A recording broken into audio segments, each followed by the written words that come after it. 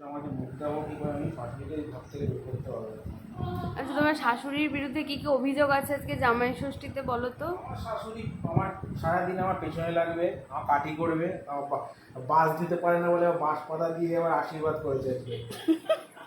ঠিক আছে, আর কাঁচা খেজুর খাইয়েছে আজকে।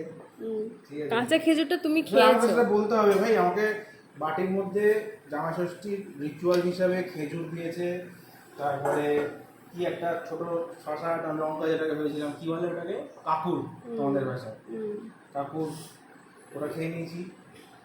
আর ছোলা ভেজানো দিয়েছিল, একটা আম দিয়েছিল, আর লিচুর দাম প্রচুর লিচু- দিতে পারিনি। লিচুর দাম দিয়েছিল বলে বলেছি। লিচুটার দাম বেশি ছিল বলে লিচুটা আমি খাইনি, দেওয়া হয়নি।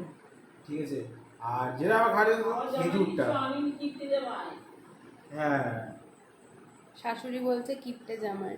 লও লও লও লও, হয়ে গেছে। হয়ে গেল? হ্যাঁ, বাহ, বলো না, কাজ লুচি কমপ্লিট। খাবো। আচ্ছা।